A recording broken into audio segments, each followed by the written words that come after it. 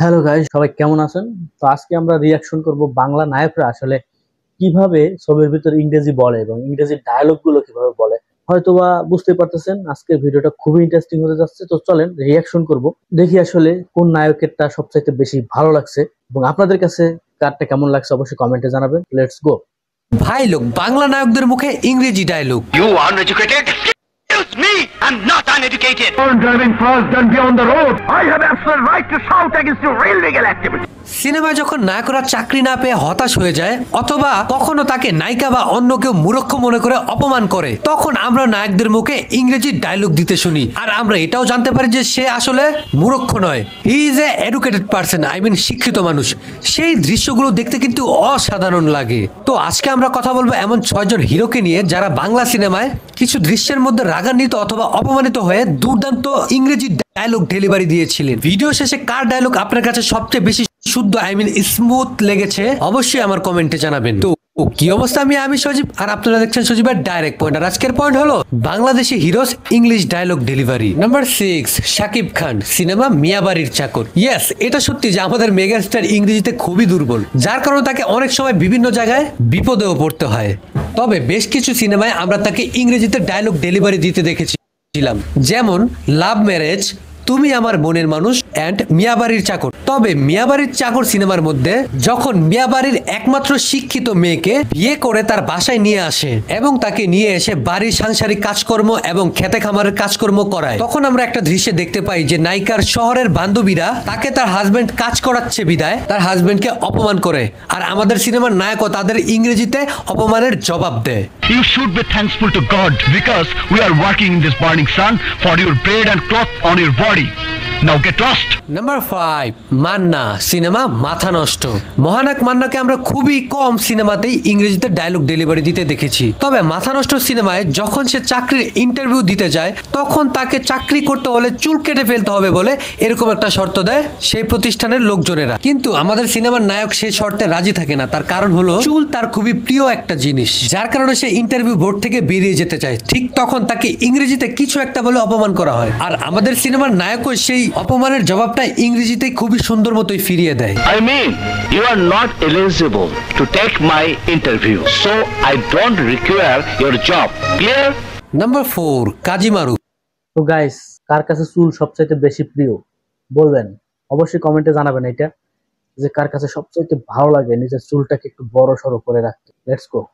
Cinema ইতিহাস, we all know that Kazi Maruf একজন educated person এবং সে ইংলিশ মিডিয়ামে পড়ালেখা করেছে, অতঃপর তার ইংরেজি খুবই ভালো। তবে আমরা ইতিহাস সিনেমায় খুবই হৃদয় বিদারক একটা দৃশ্যে তাকে ইংরেজিতে ডায়লগ ডেলিভারি দিতে দেখি, যেখানে সে তার বাবার কবরের সামনে দাঁড়িয়ে চিৎকার করে ইতিহাস লেখার কথা বলে। এই দৃশ্যটায় আমিও প্রচুর পরিমাণে ইমোশনাল হয়ে গিয়েছিলাম সেই সময়। Get out, Chaudhary. Who will write this history? There is nobody except you.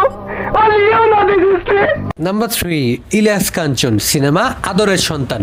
এই সিনেমাটিতে আমরা তাকে MA পাস করা একজন অটো ড্রাইভার হিসেবে দেখতে পাই, যেখানে সে MA কমপ্লিট করার পরেও শহরে চাকরি না পেয়ে হতাশ হয়ে অটোরিকশা চালিয়ে সংসার চালাচ্ছে। আর এই ঘটনাটা আমাদের শহরে, আমাদের দেশে আজও বাস্তবে ঘটে চলেছে। ইয়েস ইয়েস ইয়েস গাইস, হাজার হাজার হাজার হাজার লাখের কাছাকাছি হয়ে যেতে পারে। অনেক শিক্ষিত লোক চাকরি পাচ্ছে না, বেকার। আমি নিজেও একজন বেকার। শেষমেশ এখন ইউটিউবকে বেছে নিয়েছি। কি করার, বেকার তো থাকা যাবে না, চাকরিও খুঁজতে হবে, চাকরিও করতে হবে, পাশাপাশি আউটসোর্সিংও করতে হবে, কিছু করার নাই। আর যারা এগুলো না পারে তাদের শেষমেশ অটোরিকশা, অটো এগুলো বাছাই করতে হয়। কিছু করার নাই, বাস্তবতা খুবই খারাপ, খুবই। যাই হোক, বড় লোকরা রিক্সা কিংবা অটো ড্রাইভারদের খুবই ছোট মনে করে দেখে। সিনেমা তো এরকম একটা ঘটনা ঘটে যেখানে একজন বড় লোক তার বিশাল গাড়ি দিয়ে রং ভাবে এসে নায়কের অটোর রাস্তা আটকে দিয়ে উল্টো ইংরেজিতে সেই ঝাড়ি দেয়। পরবর্তীতে নায়কও ইংরেজিতে তার উপযুক্ত জবাব ফিরিয়ে দেয়। You swine, keep your mouth shut. Learn driving fast, don't be on the road. Shit. Polashna. Eme. Number 2, sir Jasim, cinema Jiddi. সিনেমায় আমরা জসিম স্যারকে ঘরের একজন সৎ ও রাগী এবং বেকার যুবক হিসেবে দেখতে পাই, যেখানে শুধুমাত্র সুপারিশ আর ঘুষ না দিতে পারে চাকরির জন্য উপযুক্ত হওয়ার পরেও সে কোথাও চাকরি পায় না। ঠিক এভাবে একদিন একটা ইন্টারভিউ লেটার পেয়ে সে চাকরির জন্য ইন্টারভিউ দিতে যায়, কিন্তু যে দেখতে পারে যে অলরেডি সুপারিশ পেয়ে চাকরিটা আরেকজনকে দিয়ে দেওয়া হয়েছে, আর এই ইন্টারভিউটা শুধুমাত্র একটি নাটক বা ফর্মালিটিস, যার কারণে গাইস পজ করলাম। বললাম এখন বর্তমানে চলমান এটাই হচ্ছে। আমি নিজে দেখেছি, নিজে, এবং কি নিজে এর সাথে শিকার। মানে ইন্টারভিউ দেওয়া হয়, সার্কুলার দেওয়া হয়, পরীক্ষা দিবেন, সবকিছুই করবেন, জাস্ট ফর্মালিটি রক্ষা, কিন্তু চাকরি আগে থেকেই হয়ে যায়।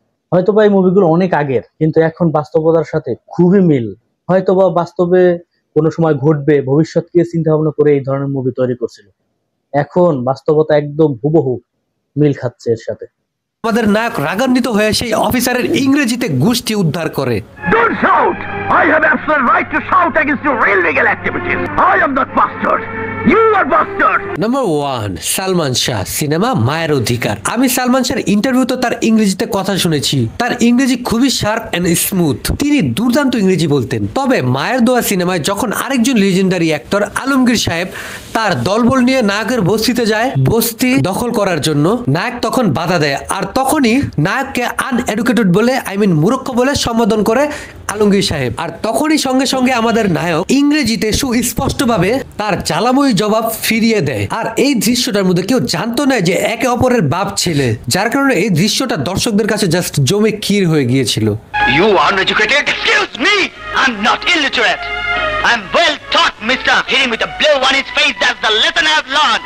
তো ভাই লোক, আপনার কাছে কার ইংরেজি ডায়লগ সব থেকে শার্প এন্ড আউটস্ট্যান্ডিং লেগেছে অবশ্যই আমার কমেন্টে জানাবেন। আর এইরকম আরো ইন্টারেস্টিং ভিডিও দেখতে এখনই সাবস্ক্রাইব করুন। গাইস, ভিডিওটা দেখে বাস্তব জীবনের সাথে এখন চলমান সেটার সাথে একদম হুবহু মিল খায়।